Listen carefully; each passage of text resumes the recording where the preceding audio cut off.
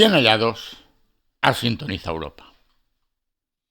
La Unión ha venido evolucionando con un cierto paralelismo al del mundo de la web. El mundo analógico se acabó con el Tratado de Maastricht. Sí, ese tratado al que se ha apuntado ahora Gibraltar y no el Reino Unido. El Tratado de la Unión Europea se firmó en Maastricht el 7 de febrero de 1992.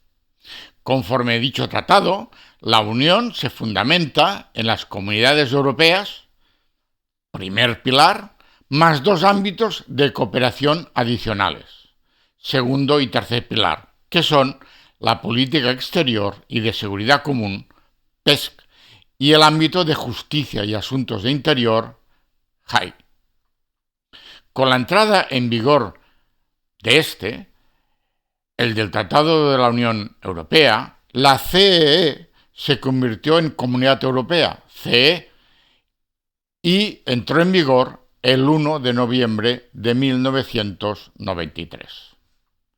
Podemos decir que la primera generación, la generación 1.0, como la web, va desde la puesta en marcha del Tratado de Maastricht hasta el 1 de diciembre de 2009, fecha de entrada en vigor de la Carta de los Derechos Fundamentales de los Ciudadanos de la Unión, que acompañará ya por siempre al TUE y al TFUE sellados en Lisboa.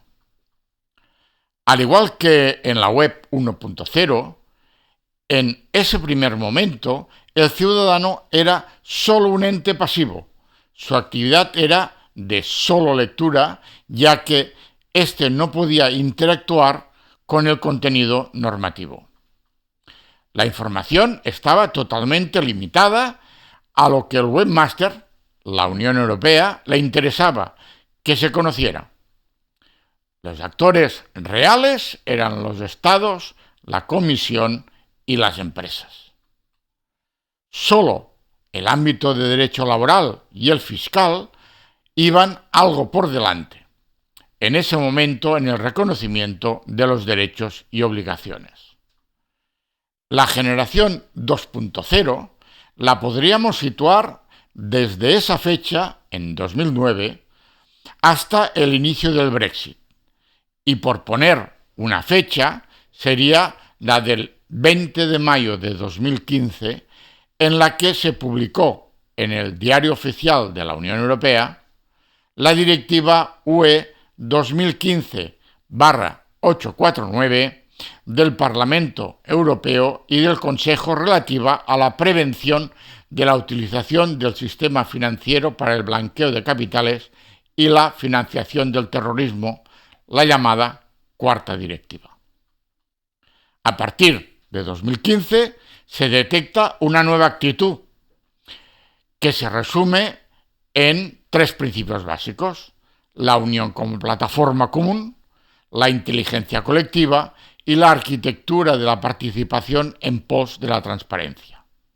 Es decir, el ciudadano pasa a ser partícipe y actor, aunque secundario.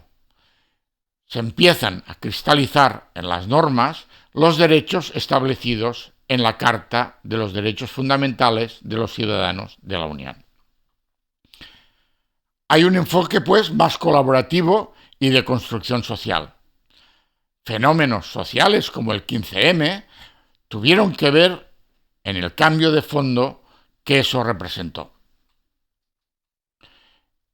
En este momento es cuando la incomodidad del Reino Unido estalla, explota la idea del Brexit y se genera el euroescepticismo. A partir de 2015 nace una nueva generación de directivas, donde los estados ceden soberanía como nunca lo hicieron. La generación 3.0 entiende ya la Unión como un todo jurídico, administrativo y político, donde la cúpula jerárquica de los poderes legislativo, ejecutivo y judicial es la Unión Europea.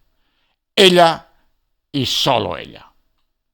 La Unión Europea asume desde un primer momento que lo del Brexit es un divorcio en toda regla y que más pronto o más tarde se materializará, cosa que hizo el 1 de enero de 2021. Y con ello obtiene el cierre de filas a su alrededor de los 27 estados restantes.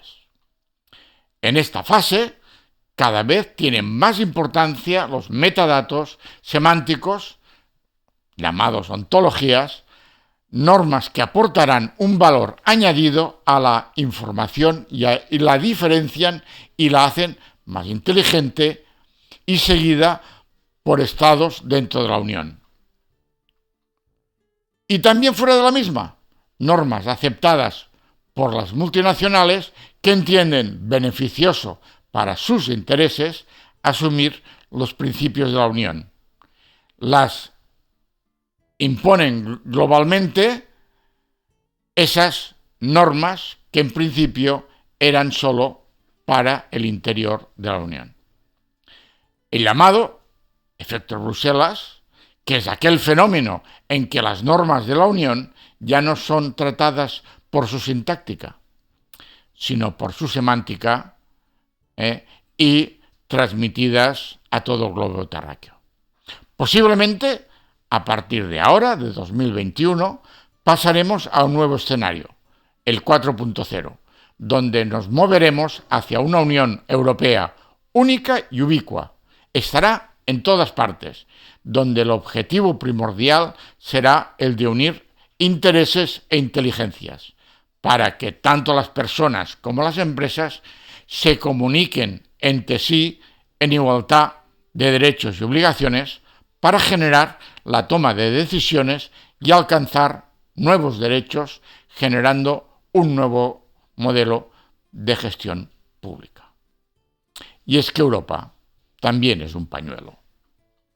Si el vídeo lo consideras interesante, se agradece que te suscribas al canal y compartas este vídeo. También que actives la campanita. Espero tus opiniones. Buenas tardes.